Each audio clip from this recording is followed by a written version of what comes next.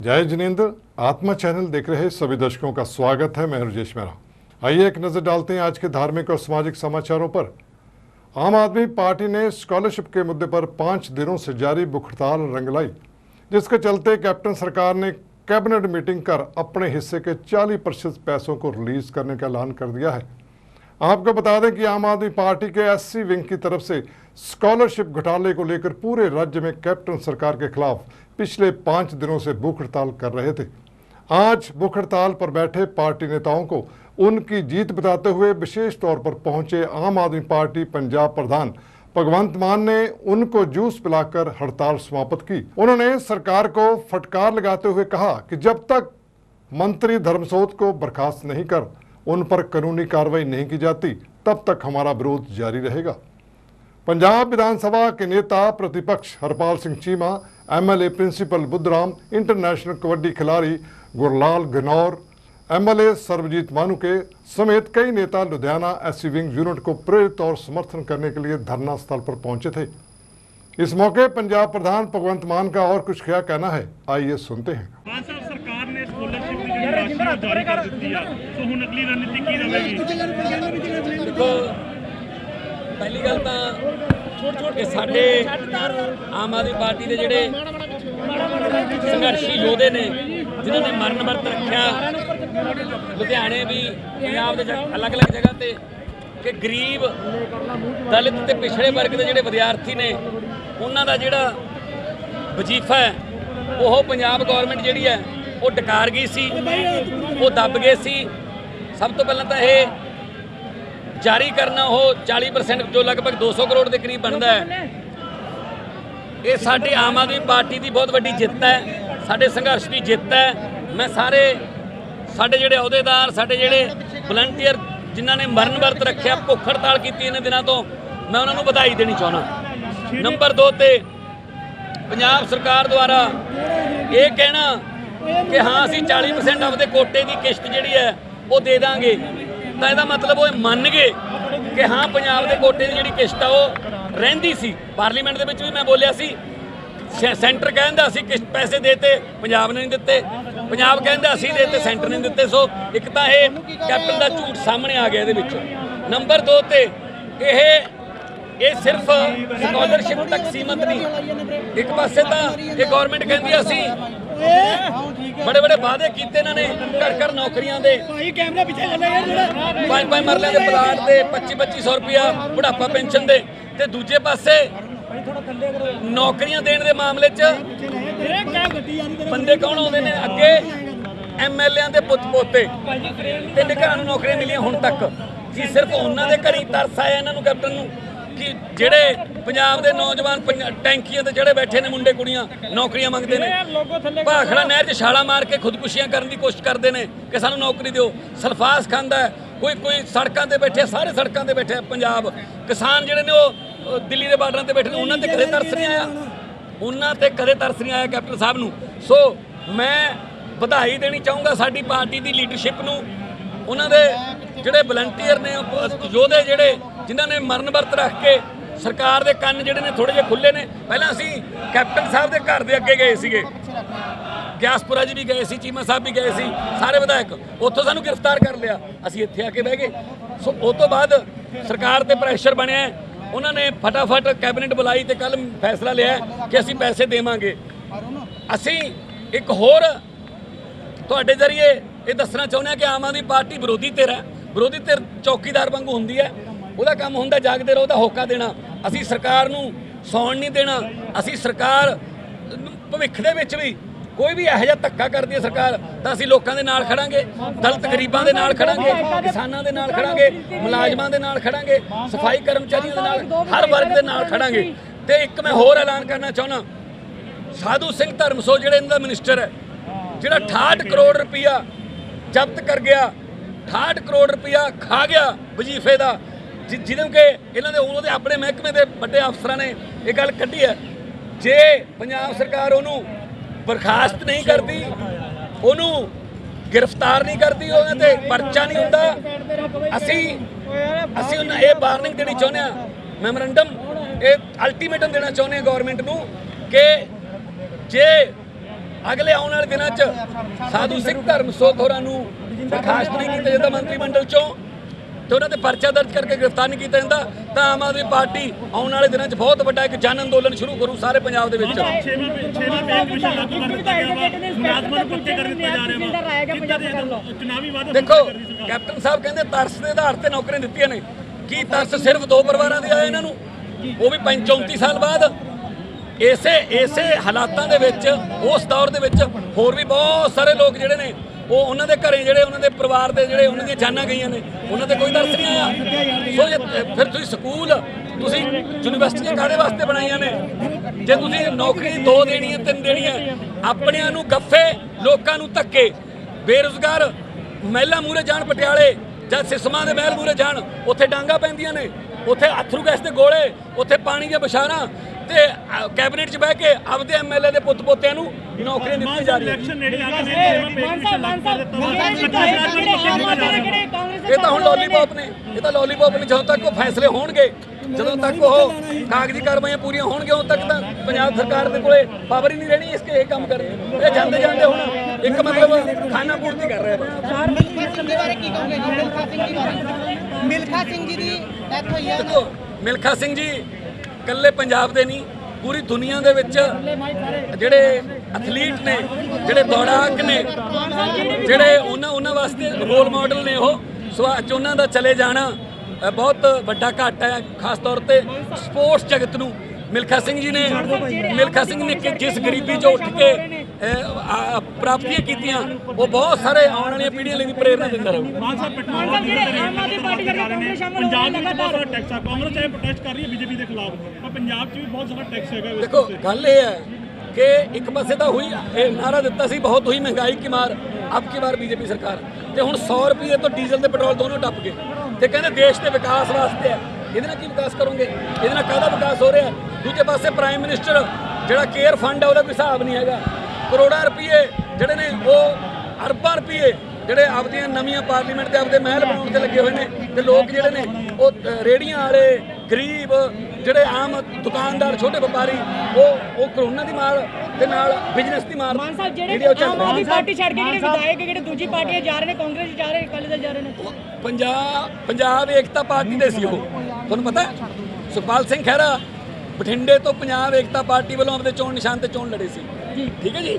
ਉਹ ਤਾਂ ਸਾਡੇ ਵੱਲੋਂ ਤਾਂ ਪਹਿਲਾਂ ਹੀ ਅਸੀਂ ਉਹਨਾਂ ਨੂੰ ਲੈਟਰ ਦਿੱਤਾ ਸਪੀਕਰ ਨੂੰ ਕਿ ਇਹਨਾਂ ਨੂੰ ਬਰਖਾਸਤ ਕੀਤਾ ਜਾਵੇ। ਉਹ ਪੰਜਾਬ ਏਕਤਾ ਪਾਰਟੀ ਨੂੰ ਝਟਕਾ ਹੈ, ਨੋਟ ਆਮ ਆਦਮੀ ਪਾਰਟੀ। ਮੁੱਖ ਮੰਤਰੀ ਕਿਹੜਾ ਕੋਲ ਜਾ ਰਹੇ ਨੇ, ਸਿੱਧੂ ਨਾਲ ਵੀ ਬੜਾ ਆਪਸੀ ਕਲੇਸ਼ ਚੱਲ ਰਿਹਾ ਵਾ, ਕਿੱਦਾਂ ਦੇਖਦੇ ਹੋ? ਜਿੱਥੇ ਮਰਜ਼ੀ ਚਲੇ ਜਾਣ, ਜਿੱਥੇ ਮਰਜ਼ੀ ਜਿਹਦੇ ਨਾਲ ਮਰਜ਼ੀ ਅਲਾਇੰਸ ਕਰਾ ਲੈਣ, ਜਿਹਨੂੰ ਮਰਜ਼ੀ ਮਨਾ ਲੈਣ, ਆਪਦੇ ਲੀਡਰਾਂ ਨੂੰ ਮਨਾ ਲੈਣਗੇ, ਕੋਈ ਲਾਲਚ ਦੇ ਦੇਣਗੇ, ਲੋਕਾਂ ਨੂੰ ਕਿਉਂ ਮਨਾਉਣਗੇ?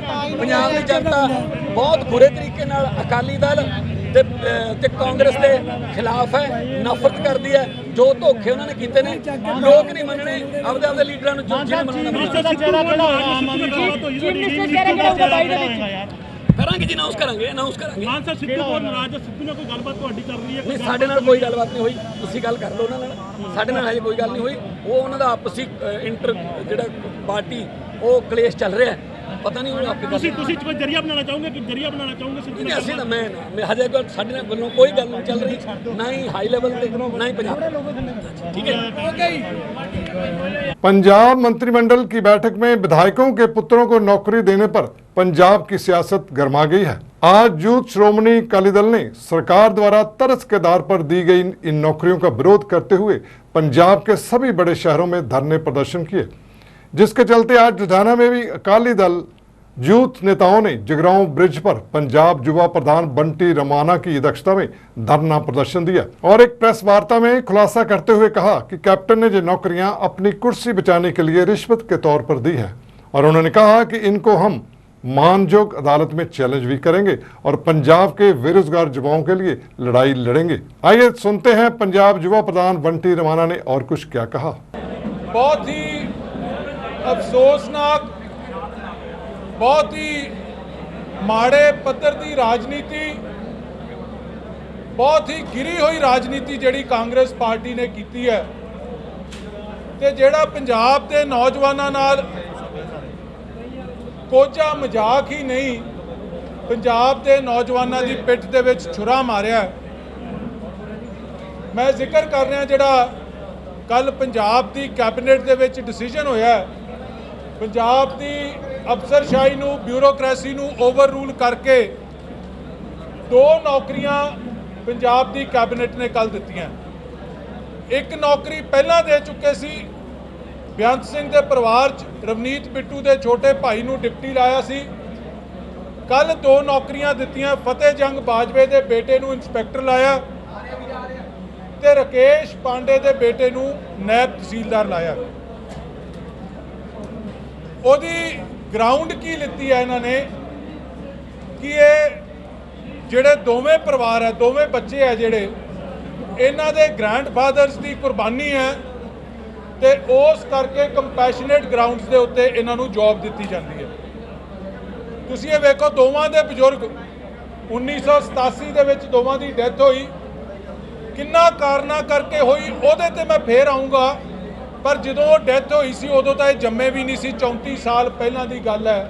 ਕੈਪਟਨ ਸਾਹਿਬ ਨੂੰ ਨਜ਼ਰ ਆਏ ਤਾਂ ਇਹ 2 ਵਿਧਾਇਕਾਂ ਦੇ ਬੱਚੇ ਜਿਹੜੇ ਕਰੋੜਾਂ ਦੀਆਂ ਕਾਰਾਂ ਤੇ ਚੜ੍ਹਦੇ ਹੋਣ ਤੇ ਕਰੋੜਾਂ ਦੀਆਂ ਘੜੀਆਂ ਬਣਦੇ ਆ ਤੇ ਲੋੜਵੰਦ ਉਹ ਮਹਿਸੂਸ ਹੋਏ, ਉਹਨਾਂ ਨੂੰ ਨੌਕਰੀਆਂ ਦਿੱਤੀਆਂ ਗਈਆਂ। कैमरामैन सलमान के साथ देव की रिपोर्ट। महासाध्वी तप चक्रवेश्वरी तपाचार्य साध्वी श्री मोहनमाला जी महाराज की शिष्य, पंजाब सिडनी शासन प्रभाविका महासाध्वी डॉक्टर पुनीत ज्योति जी महाराज ठादी ठाणे 7 एवं महासाध्वी श्री स्वाति जी महाराज आदि ठाणा 4 रविवार प्रातः 8:30 बजे से 10 बजे तक प्रवेशमाला Jain charitable hospital trust Motinagar में संवेद प्रवचन करेंगे। सभी को निवेदन है कि सभी सुबह 8:30 बजे मोतीनगर पधार कर प्रवचन का एवं गुरु दर्शन का लाभ लें। प्रवचनों के बाद सभी के गौतम प्रसादी की व्यवस्था जैन स्थानक में रखी गई है। आत्मा ब्यूरो की रिपोर्ट। शहीद बाबा जीवन सिंह विद्यक और भलाई ट्रस्ट जिला इकाई लुधियाना की तरफ से हरभजन सिंह खालसा की अगुवाई में गिल ब्रिज पर सांसद रवनीत बिट्टू का पुतला जलाया गया। और आपको बता दें कि रवनीत बिट्टू द्वारा दलित समाज के लिए विवादित शब्द बोलने पर सभी दलित समाज के लोगों में रवनीत बिट्टू के विरुद्ध बहुत रोष है, जिस कारण जगह जगह विभिन्न पार्टियों तथा समुदायों द्वारा उनका पुतला जलाकर प्रदर्शन किया जा रहा है तथा रवनीत बिट्टू के खिलाफ कड़ी कार्रवाई की मांग भी की जा रही है। जथेदार बाबा सतनाम सिंह अगवाई ਦੇ ਵਿੱਚ ਅੱਜ ਗਿੱਲ ਨਹਿਰ ਤੇ ਪਹੁੰਚਿਆ, ਜਿੱਥੇ ਰੰਗਰੇਟਾ ਦਲ ਦੀਆਂ ਸਮੂਹ ਫੌਜਾਂ ਤੇ ਸਿੱਖ ਸੰਗਤਾਂ ਪਹੁੰਚੀਆਂ ਹਨ ਤੇ ਰਵਨੀਤ ਸਿੰਘ ਬਿੱਟੂ ਜੋ ਗਾਏ ਬਗਾਏ ਸਿੱਖਾਂ ਦੇ ਖਿਲਾਫ ਬਿਆਨ ਦਿੰਦਾ ਰਹਿੰਦਾ ਹੈ, ਉਸਨੇ ਨਵਾਂ ਇੱਕ ਬਿਆਨ ਦੇ ਕੇ ਸ਼ੋਸ਼ਾ ਛੱਡਿਆ ਹੈ। ਉਸ ਦੇ ਖਿਲਾਫ ਭਾਰੀ ਰੋਸ ਐਸਟੀ ਸਮਾਜ ਵਿੱਚ ਤੇ ਹੋਰ ਸਿੱਖ ਸੰਗਤਾਂ ਦੇ ਵਿੱਚ ਪਾਇਆ ਜਾ ਰਿਹਾ ਹੈ। ਉਸ ਦੇ ਚੱਲਦੇ ਅੱਜ ਉਸ ਭ੍ਰਸ਼ਟ MP ਦੀ ਇੱਥੇ ਅੱਜ ਨਿੰਦਿਆ ਘੋਰ ਕਰਦੇ ਹੋਏ ਅਸੀਂ ਉਹਦਾ ਅੱਜ ਪੁਤਲਾ ਫੂਕ ਸਮਾਰੋਹ ਕੀਤਾ ਹੈ। ਮੈਂ ਅੱਜ ਸਿੱਧੀ ਵਾਰਨਿੰਗ ਉਸ ਕੁੱਤੇ ਨੂੰ ਦੇਣਾ ਚਾਹੁੰਦਾ ਵਾਂ ਤੁਹਾਡੇ ਮਾਧਿਅਮ ਰਾਹੀਂ ਕਿ ਉਹ ਸਿੱਖ ਭਾਵਨਾ ਨਾਲ ਖਿਲਵਾੜ ਕਰਨਾ ਬੰਦ ਕਰ ਦੇਣ, ਨਹੀਂ ਤਾਂ ਉਹ ਦਿਨ ਦੂਰ ਨਹੀਂ ਜੋ ਸਿੱਖ ਸਮਾਜ ਉਹਨਾਂ ਨੂੰ ਘਰਾਂ ਵਿੱਚ ਘੇਰੇਗਾ ਆ ਕੇ। ਵਾਹਿਗੁਰੂ ਜੀ ਕਾ ਖਾਲਸਾ, ਵਾਹਿਗੁਰੂ ਜੀ ਨਜ਼ਰ ਨਹੀਂ ਆਏ ਹੈਗੇ, ਉਹ ਕਦੇ ਵੀ ਉਹ ਇੱਥੇ ਨਜ਼ਰ ਨਹੀਂ ਆਉਂਦੇ, ਕੋਈ ਉਹਨਾਂ ਨੇ ਕੰਮ ਨਹੀਂ ਕੀਤਾ, ਵੱਡੇ ਉਹਨਾਂ ਘੁਟਾਲੇ ਕੀਤੇ ਨੇ। ਬੋਲਣ ਨੂੰ ਅਸੀਂ ਬਹੁਤ ਕੁਝ ਬੋਲ ਸਕਦੇ ਉਹਨਾਂ ਦੇ ਖਿਲਾਫ, ਉਹਦੇ ਦਾਦੇ ਦਾ ਵੀ ਕੋਈ ਜੀਵਨ ਇੰਨਾ ਵਧੀਆ ਰਿਹਾ, ਲੇਕਿਨ ਅਸੀਂ ਕਿਸੇ ਦੀ ਨਿੰਦਿਆ ਨਹੀਂ ਕਰਨਾ ਚਾਹੁੰਦੇ। ਲੇਕਿਨ ਜਦੋਂ ਸਾਡੀਆਂ ਭਾਵਨਾ ਨੂੰ ਕੋਈ ਠੇਸ ਪਹੁੰਚਾਉਂਦਾ ਤਾਂ ਸਾਨੂੰ ਇੱਦਾਂ ਦੇ ਆਪਣੇ ਵਿਰੋਧ ਪ੍ਰਦਰਸ਼ਨ ਕਰਨੇ ਪੈਂਦੇ ਹਨ, ਤਾਂ ਜੋ ਇਹ ਲੋਕ ਇਹ ਨਾ ਸਮਝਣ ਕਿ ਖਾਲਸੇ ਨੂੰ ਇਹ ਦਬਾ ਲੈਣਗੇ, ਡਰਾ ਲੈਣਗੇ। ਜਦੋਂ ਵੀ ਇਹ ਸਾਡੇ ਖਿਲਾਫ ਉੱਠਣਗੇ ਤਾਂ ਅਸੀਂ ਇਹਨਾਂ ਦੀਆਂ ਸਿਰੀਆਂ ਫੇਰਨ ਨੂੰ ਅੱਜ ਵੀ ਤਿਆਰ ਹਾਂ। ਜੋ ਕਾਂਗਰਸ ਦਾ MP ਆ ਘੁਆਉਂਦਾ ਵੀ ਆ, ਪਰ ਇੱਥੇ ਉਹਨੇ ਕੋਈ ਕੰਮ ਨਹੀਂ ਕੀਤਾ, ਨਾ ਹੀ ਇੱਥੇ ਰਿਹਾ ਆ, ਉਹ ਥੋੜਾ ਦਿੱਲੀ ਹੋ ਰਿਹਾ ਆ। ਤੇ ਉਹਦਾ ਜਿਹੜਾ ਬੁੱਚੜ ਦਾਦਾ, ਇਹ ਜਿਹੜੇ ਹੁਣ ਸਾਨੂੰ ਨਾ ਕੀ ਹੈ ਪਵਿੱਤਰ ਤੇ ਅਪਵਿੱਤਰ ਦੇ ਲਫ਼ਜ਼ ਬੋਲਦੇ ਪਏ ਆ, ਸਾਡੇ ਭਾਈਚਾਰੇ ਦੇ ਵਿੱਚ ਫੁੱਟ ਪਵਾਉਂਦੇ ਆ ਸ਼੍ਰੋਮਣੀ ਅਕਾਲੀ ਦਲ ਚ ਸਾਰਿਆਂ ਨਾਲ। ਇਹਦਾ ਬਹੁਤ ਕਹਿਣਾ ਗਲਤ ਆ। ਜੋ ਜਿਹੜੀ ਸੀਟਾਂ ਦੀ ਗੱਲ ਹੈ, ਚਲੋ ਆਈ ਚ ਇਹਨਾਂ ਗੱਠਜੋੜ ਵੀ ਹੁੰਦੇ ਆ, ਪਰ ਨਾ ਕੀ ਇੱਥੇ SC BC ਦਾ ਸਵਾਲ ਨਹੀਂ ਖੜਾ ਹੁੰਦਾ। ਇਹਨੇ ਬਹੁਤ ਗਲਤ ਬਿਆਨ ਕੀਤੇ ਆ, ਇਸ ਦੀ ਅਸੀਂ ਸਖਤ ਨਿੰਦਾ ਕਰਦਾ ਰੰਗਰੇਟਾ ਕੌਮ ਵੱਲੋਂ ਤੇ SC ਭਾਈਚਾਰੇ ਵੱਲੋਂ। ਇਸ ਬੰਦੇ ਤੇ ਵੱਧ ਤੋਂ ਵੱਧ ਜਿਹੜੀ ਕਾਰਵਾਈ ਹੋਣੀ ਚਾਹੀਦੀ ਆ। ਇਹ ਬੰਦੇ ਤੇ ਉਹ ਕੌਮੀ ਕਿਰਦਾਰ ਨੇ ਜਿਨ੍ਹਾਂ ਨੇ 47 ਤੋਂ ਲੈ ਕੇ ਹੁਣ ਤੱਕ ਸਿੱਖ ਕੌਮ ਦੇ ਨਾਲ किरदारी की हैगी। कैमरामैन विकास के साथ नलनी की रिपोर्ट। 33 दिन बाद कोरोना से जंग हारे फ्लाइंग सिख मिल्खा सिंह। दुनिया में भारत का नाम रोशन करने वाले फ्लाइंग सिख 33 दिन बाद शुक्रवार रात 11:24 पर कोरोना से जंग हार गए हैं। 17 मई को मिल्खा सिंह की कोरोना रिपोर्ट पॉजिटिव आई थी। हालांकि कुछ दिन पहले ऊना की रिपोर्ट भी नेगेटिव आई थी, जिससे जब धारणा बनी थी कि मिल्खा सिंह ठीक हो जाएंगे। इसी दौरान उनकी पत्नी निर्मल कौर भी कोरोना से संक्रमित हो गई थी और 13 जून को उनकी मौत हो गई थी और उनकी पत्नी की मौत के बाद उनकी स्वास्थ्य बिगड़ गया था और उनकी मृत्यु हो गई थी। मिल्खा सिंह के निधन पर प्रधानमंत्री नरेंद्र मोदी सहित कई बड़े नामों और फिल्मी हस्तियों में राजनेताओं ने गहरा शोक व्यक्त किया है। कि मेरे लिए इस स्टेज पे कहना बहुत मुश्किल होगा कि कौन लड़का है जो मेरी जगह ले सकता है, मगर इतना ज़रूर कह सकता हूँ कि दुनिया के अंदर कोई ऐसी चीज़ मुश्किल नहीं कि जो आदमी हासिल ना कर सके। कुछ नौजवान ऐसे हैं जो आगे आ रहे हैं, अगर मेहनत करेंगे तो मैं समझता हूँ 4 या 5 साल के अंदर वो ये जगह ले सकते हैं। कि मरने से पहले मैं ये चाहता हूँ कि कोई ऐसा हिंदुस्तानी नौजवान उठना चाहिए जो कि हिंदुस्तान के लिए दुनिया के अंदर गोल्ड मेडल लेके आए। वो तभी ला सकता है अगर वो डिसिप्लिन का पक्का हो, उसके अंदर कैरेक्टर हो और मेहनत करने का मादा हो। ये चीजें हों तब वो इस जगह पे वो पहुंच सकता है। 1947 के बाद हिंदुस्तान ने खेलों के अंदर तरक्की की है, मगर बहुत थोड़ी। जितनी हम तरक्की करते हैं उससे ज्यादा दूसरे मुल्कों वाले उससे 2 गुना ज्यादा तरक्की कर जाते हैं। तो मैं समझता हूँ इस चीज को मेकअप करने के लिए हिंदुस्तान को चाहिए कि वो अपने स्कूल्स और कॉलेजेस के अंदर स्पोर्ट्स कंपलसरी कर दें। उसके अलावा ज्यादा से ज्यादा लोग कंपटीशन के अंदर भाग लें। आत्मा ब्यूरो की रिपोर्ट। आज जैन स्थानक रूपा मिस्त्री गली नजदीक जैन धर्मशाला लुधियाना में 8वां फ्री वैक्सीन कैंप का आयोजन किया गया। इस कैंप में 18 से 44 साल के लोगों को कोविड शील्ड की पहली डोज लगाई गई। इस कैंप में 60 से भी अधिक लाभार्थियों को वैक्सीन लगाई गई। लोगों ने इस वैक्सीनेशन कैंप में बढ़ चढ़कर हिस्सा लिया और दूसरी तरफ कोविड-19 के दौर में बढ़ रही दूसरी लहर के बाद लोगों को जागरूक करते हुए पवेलियन मॉल के संस्थापकों की तरफ से पवेलियन मॉल के 7 साल पूरे होने पर एक नई पहल देखने को मिली, जब उन्होंने आज मॉल में मुफ्त वैक्सीनेशन कैंप लगाया था, जहां पर डीएमसी से आई हुई डॉक्टरों की टीम ने 18 से 44 को पहली डोज लगाई। मॉल की तरफ से आज 300 डोज का टीचा रखा गया था। लुधियाना से सलमान के साथ नालिनी की report. Good morning, I am doctor Vikram Gupta from DMCH Ludhiana. ਅੱਜ DMCH ਲੁਧਿਆਣਾ ਤੇ ਪੈਵਿਲੀਅਨ ਮਾਲ ਨੇ ਕੋਲੈਬੋਰੇਸ਼ਨ ਕਰਕੇ ਇਸ ਜਗ੍ਹਾ ਤੇ ਲੋਅਰ ਗਰਾਊਂਡ ਫਲੋਰ ਤੇ ਵੈਕਸੀਨੇਸ਼ਨ ਕੈਂਪ ਲਗਾਇਆ ਹੈ। ਅਸੀਂ ਉਮੀਦ ਕਰਦੇ ਹਾਂ ਇਸ ਵੈਕਸੀਨੇਸ਼ਨ ਕੈਂਪ ਤੇ 300 ਪੀਪਲ ਨੂੰ ਅੱਜ ਅਸੀਂ ਵੈਕਸੀਨੇਟ ਕਰਾਂਗੇ। ਸਰ ਹੁਣ ਤੱਕ ਕਿੰਨੇ ਤੁਸੀਂ ਲਾ ਚੁੱਕੇ ਹੋ ਵੈਕਸੀਨ? ਅਸੀਂ ਸਵੇਰੇ 9 ਵਜੇ ਤੋਂ ਸ਼ੁਰੂ ਕੀਤਾ ਤੇ ਹੁਣ ਤੱਕ 50 ਪਰਸਨਸ ਨੂੰ ਅਸੀਂ ਵੈਕਸੀਨੇਸ਼ਨ ਲਗਾਤੀ ਹੈ। ਸਰ ਇਹ ਫਸਟ ਡੋਜ਼ ਲਾ ਰਹੇ ਹੋ ਕਿ ਸੈਕੰਡ ਡੋਜ਼ ਵੀ ਤੁਸੀਂ ਪ੍ਰੋਵਾਈਡ ਕਰ ਰਹੇ ਹੋ ਨਾਲ? ਅਸੀਂ ਦੋਨੇ ਡੋਜ਼ ਲਾ ਰਹੇ ਹਾਂ, ਪਰ ਸੈਕੰਡ ਡੋਜ਼ 85 ਦਿਨ ਤੋਂ ਬਾਅਦ ਜਿਨ੍ਹਾਂ ਦਾ ਟਾਈਮ ਹੋ ਗਿਆ ਅਸੀਂ ਉਹਨਾਂ ਨੂੰ ਲਾ ਰਹੇ ਹਾਂ। जी सर, जैसे कि आज 19 जून है तो हम हर साल पवेलियन मॉल की एनिवर्सरी सेलिब्रेट करते हैं। तो इस बार हमने ये सबसे बड़ा नोबल कोज यही चुना है कि हम ज़्यादा से ज़्यादा लोगों को वैक्सीनेट करवाएं। तो इसके लिए हमारे पास डॉक्टर्स की टीम आई हुई है and we want to welcome all the people who are coming here to get them vaccinated. We are thankful to them.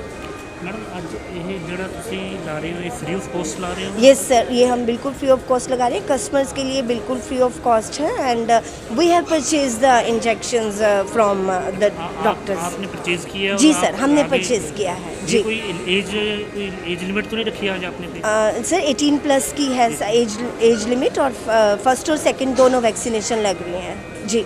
आज लुधियाना के डीसी दफ्तर के बाहर democratic party of India Punjab की तरफ से SC स्कॉलरशिप घोटाले और कच्चे मुलाजमों को पक्का करने के लिए धरना प्रदर्शन किया गया। लुधियाना में विभिन्न पार्टियों द्वारा कच्चे मुलाजमों को पक्का करने के लिए SC स्कॉलरशिप घोटाले को लेकर आज लुधियाना के DC दफ्तर के बाहर democratic party of India Punjab द्वारा कैप्टन सरकार के खिलाफ धरना प्रदर्शन किया गया और उन्होंने सरकार पर आरोप लगाते हुए कहा कि सरकार बच्चों के वजीफे खा गई है और कच्चे मुलाजमों को पक्का नहीं कर रही और करोड़ों का घोटाला कर रही है। उनका और क्या कुछ कहना है, आइए सुनते हैं। एक तो जो सफाई सेवक है उनको पक्के करने का और दूसरा जो स्कॉलरशिप है बच्चों की, स्कॉलरशिप उनके खातों में डल रही, उसके लिए कॉलेज वालों को रोल नंबर नहीं दे रहे, पेपर में बैठ नहीं देते। जो गरीब बच्चे हैं, अच्छी पढ़ाई करने वाले हैं, उनको तो साल ख़राब हो गया। सवाल क्या, कैरियर खराब हो जाता उनका, ठीक है ना। इसके लिए सरकार के हम कर रहे हैं कि बच्चों का स्कॉलरशिप दिया जाए और जो SC और जो सफाई सेवकों को पक्का किया जाए। सर आप क्या कहना चाहेंगे? जी, DPI party democratic party of India की तरफ से हम जलंधर क्षेत्र के जो इंचार्ज लगाए गए हैं, हमारे साथ ये भट्टी साहब हैं, हमारे साथ अनवर जी हैं, गिल साहब हैं। हमारी मांग पार्टी की एक ही है कि सबसे पहले तो जो गरीब आदमी है, गरीब आदमी को रोटी मिलनी चाहिए, कोई भी हो। तो सफाई सेवक जो है, एक तो कोविड-19 में इनको सोल्जर माना गया है। अब एक सफाई कर्मचारी अपने सिर पर गंदगी उठाता है, सारा दिन 8 घंटे गंदगी उठाते उठाते वो अपने आप को बीमारियां लगवाता है।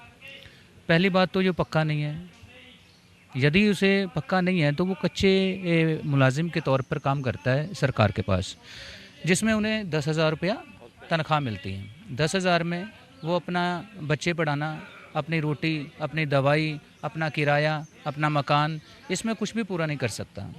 हमारी पार्टी की तरफ से एक मांग है कि जो सफाई कर्मचारी जैसे आज से 30 साल पहले पक्के तौर पर भर्ती किए जाते थे, उन्हें सरकारी नौकरी प्राप्त होती थी, उसी तरह से उन्हें सरकारी नौकरी प्राप्त हो। 2004 से जो सफाई कर्मचारियों की पेंशन्स बंद की गई हैं, एक झाड़ू मारने वाले की पेंशन जो है हम बंद कर देते हैं।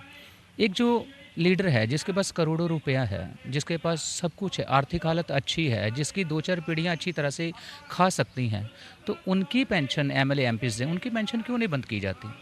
सवाल तो ये है कि पेंशन उनकी बंद होनी चाहिए, सफाई कर्मचारी की नहीं। डॉक्टर, मिलिट्री, सफाई कर्मचारी, ये लोग जो हैं ये कोविड-19 के स्टार हैं, इन्हें हम कोविड-19 में सबसे महान मानते हैं।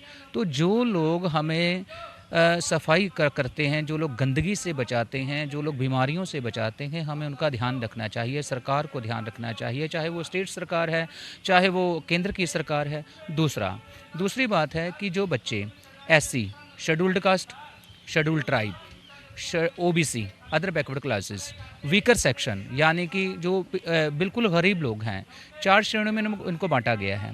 अब ये 4 श्रेणियों के जो लोग हैं, शेड्यूल्ड कास्ट हैं, शेड्यूल्ड ट्राइब हैं, OBC हैं या वीकर सेक्शन के लोग हैं, जो डिप्रेस्ड लोग हैं गरीबी की वजह से, आर्थिक तंगी की वजह से, तो इन लोगों की पढ़ाई 1947 से डॉक्टर भीमराव अंबेडकर साहब के संविधान के अनुसार इनकी पढ़ाई बिल्कुल फ्री थी, किताबें फ्री थी, इनको नौकरी में, इनको पढ़ाई में पूर्ण रूप से आरक्षण मिलता था। अभी पिछले 20 सालों से पंजाब में ऐसा माहौल है, चाहे वो अकाली पार्टी है, चाहे वो कांग्रेस पार्टी है, उन सब ने इनका शिक्षा के प्रति आरक्षण बंद कर दिया है और रोज़गार के प्रति आरक्षण बंद कर दिया गया है।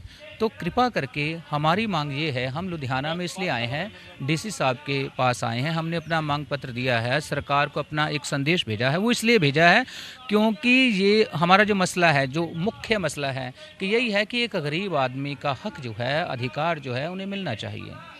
इनकी स्कॉलरशिप है, शेड्यूल्ड कास्ट बच्चों की है, शेड्यूल्ड ट्राइब बच्चों की है, अदर बैकवर्ड क्लासेस बच्चों की है, वीकर सेक्शन बच्चों की है, गरीब आदमी के बच्चे की है, कोई बूट पॉलिश कर रहा है, कोई सब्ज़ी की रेहड़ी लगा रहा है, कोई कचरा उठा रहा है, ये सब गरीब लोग हैं।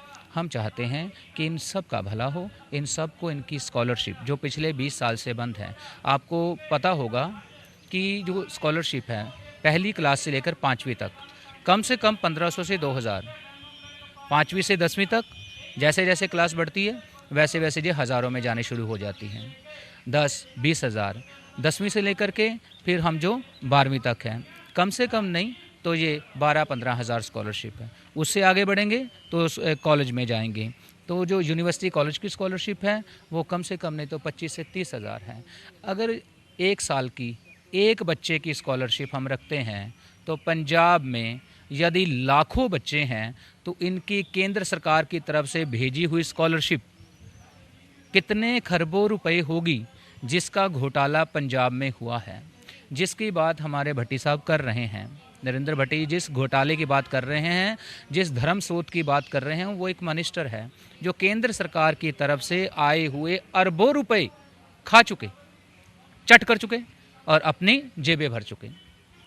तो मसला तो ये है कि यदि हम गरीब बच्चों के पैसे खाएंगे पंजाब में तो क्या बनेगा, कौन सी सरकार होगी, चाहे कांग्रेस हो, चाहे बीजेपी हो, चाहे अकाली हो, चाहे बसपा हो, चाहे कोई सरकार हो, एनी वन गवर्नमेंट हो। गवर्नमेंट का मतलब होता है गवर्नेंस करना, गवर्नेंस का मतलब होता है प्रबंध करना, यानी कि एक परिवार है, एक परिवार में एक आदमी बड़ा है, वो अपने सभी पारिवारिक मेंबरों का प्रबंध करता है कि हमें किसे किस तरह से चलाना है। सर, जैसा कि हम देखते हैं कि विभिन्न पार्टियां जो है पंजाब में उन सभी के द्वारा ये जो है धरना प्रदर्शन किया जा रहा है स्कॉलरशिप घोटाले को लेकर, तो आपको क्या लगता है आपने जो ये प्रदर्शन आज किया है, रोष प्रदर्शन जो जाहिर किया है, क्या सरकार इस प्रदर्शन को आपकी जो मांगे हैं क्या उनको मानेगी? बिल्कुल मानेगी। सरकार ऐसे मानती है कि जो लोग होते हैं, जो जनादेश होता है, सरकार जनादेश को मानती है। ये जनादेश है। जितनी भीड़ है, हमारी DPI पार्टी है, पूरे पंजाब में 23 जिलों में, अलग अलग जिलों में मांग पत्र दे रही है। जनादेश को मानना सरकार का कर्तव्य होता है। हम अगर सरकार के कर्तव्य और अधिकारों के बारे में सोचें तो उनका अधिकार ये बनता है कि वो हमारे गरीबों के बारे में सोचे, कर्तव्य बनता है कि जो जनादेश लागू हो वो उस जनादेश को माने। हम लोग सभी मिलजुल कर, यदि जैसे आप कह रहे हैं कि पार्टियां, छोटी छोटी पार्टियां जो है, सभी पार्टियां अगर मिलकर के, सभी लोग मिलकर के, सभी पंजाब के जितने भी पिछड़ी श्रेणियों के लोग हैं, जो शेड्यूल्ड कास्ट हैं, शेड्यूल्ड ट्राइब हैं, अगर सब मिलकर एक ही आवाज़ में बात करें तो कोई ऐसा आदमी नहीं, कोई ऐसी सरकार नहीं है जो कभी भी जो है अपनी बातों को मतलब रोक पाए। वो करेगी, पूरा करेगी। Thank you sir. थैंक झुकना पड़ेगा।